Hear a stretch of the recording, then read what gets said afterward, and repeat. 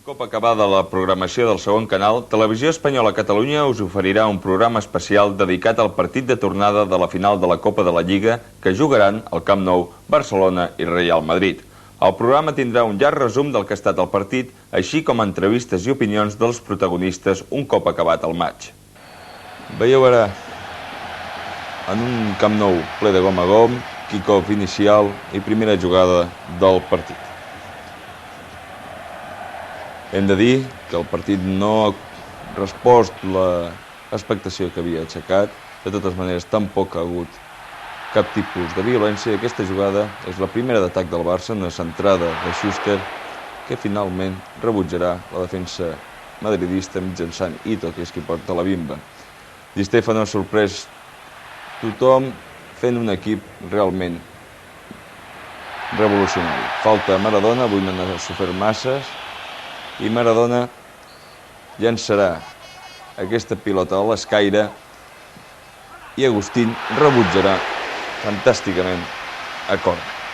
Era el minut 9 de la primera part i aquesta era la primera ocasió clara que disposava de què gaudia l'equip blaugrana. Ara és Marcos qui s'endinsa, buscarà Perico Alonso, però la pilota se'n va fora. Canvi al Madrid. San José entrarà per la plaça de Salguero lesionat.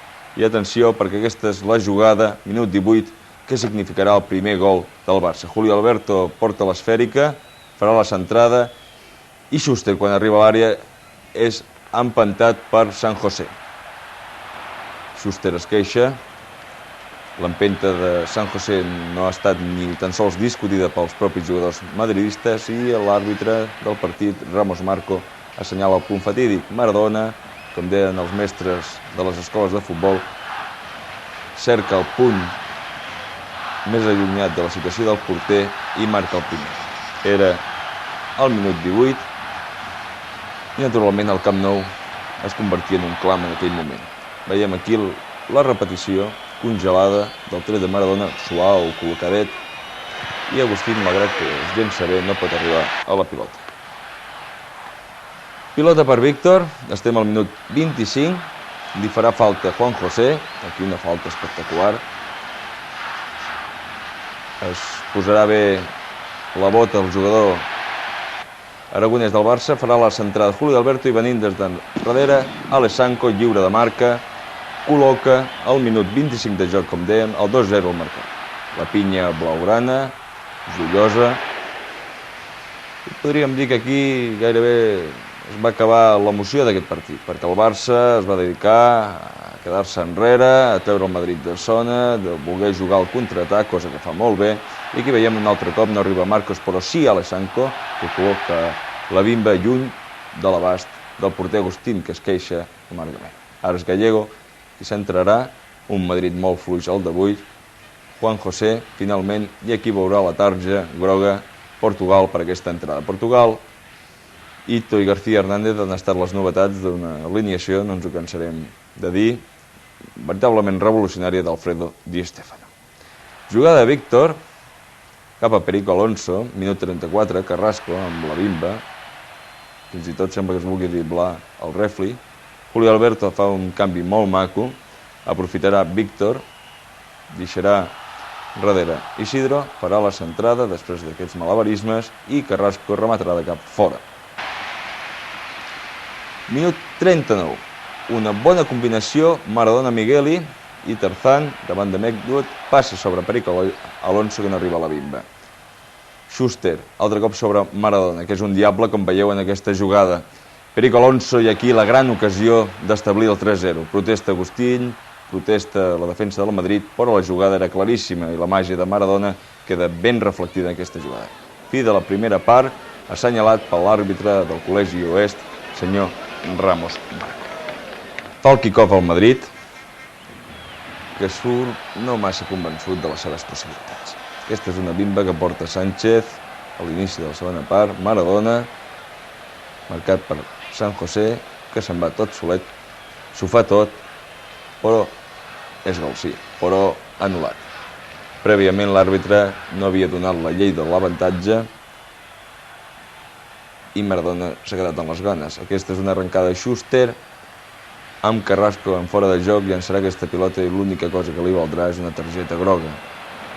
Continua atacant el Barça i Víctor erra aquí d'una manera bastant penosa, amb perdó, la millor ocasió del Barça d'aquesta segona part. Schuster un altre cop. Maradona, perseguit com sempre per San José, mossegant-se la llengua. El crac argentí fa la trena amb Víctor i finalment recull Agustí. I aquí un altre canvi. Se'n va Ito i entra Carlos Santillán. Comença a jugar al Madrid, però veieu l'únic tret del Madrid en els primers 30 minuts. Ángel a les graderies. Jugada de Marcos. Maradona, que fa un efecte diabòlic.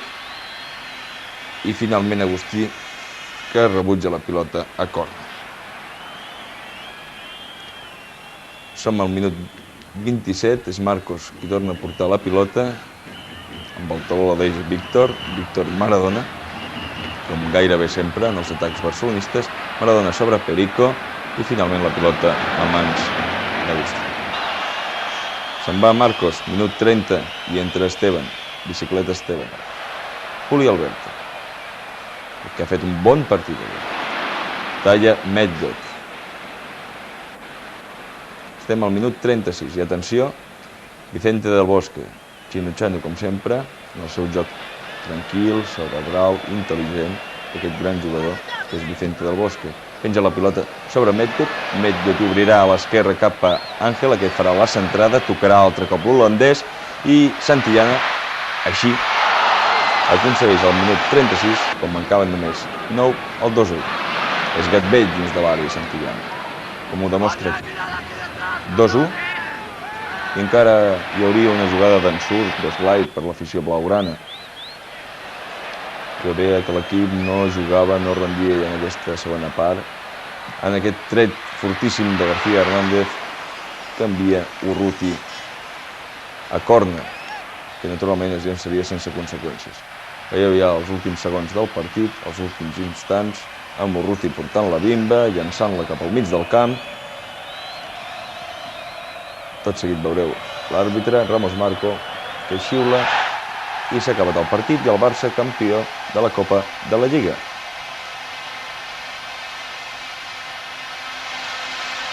Barcelona 2, Real Madrid 1, com a l'anada. Recordeu que havien empatat amb dos equips a 2 gols, doncs el Barça campió d'aquesta Copa de la Lliga i segon títol de l'equip blaugrana amb aquesta temporada, quarta victòria dels 5 partits que han disputat amb 2 equips, els rivals de sempre dins del futbol de l'estat espanyol. Alegria al gol sud, alegria al camp, que tornem a repetir que era com un ou i que ha demostrat una gran lliçó de civisme, s'ha comportat perfectament, malgrat que les expectatives eren una mica tèrboles, per dir-ho així. Una imatge de la llotja,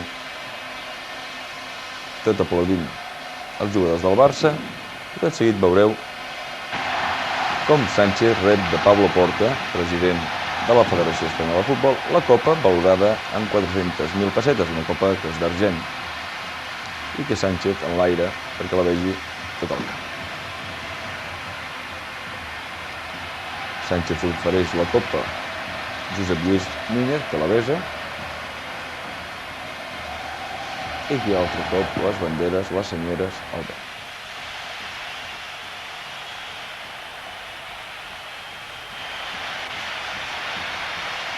Els jugadors decebuts, tristos per la derrota, on qualifica el Madrid com a polidor de l'any 82-83 per aquest 5 subcampionat, tal com feia el ciclista francès, però de totes maneres cal dir que per perdre finals cal jugar-les i el Madrid ha arribat a 5 finals enguany. Bé que les ha perdudes totes. Una altra imatge d'en Josep Lluís Núñez, que cuca l'ull d'un jugador del Madrid, les senyeres al vent.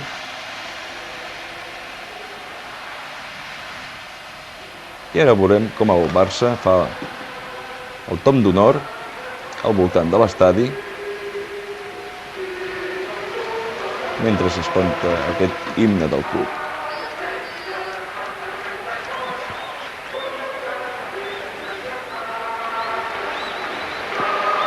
Eufòria dels seguidors blaugrana, naturalment, en aquest segon títol de la temporada, després de la Copa del Rei assolida a Saragossa, l'alegria de Menotti, felicitat per Àngel Mur Júnior, i els jugadors fent el passeig de ritual dels campions.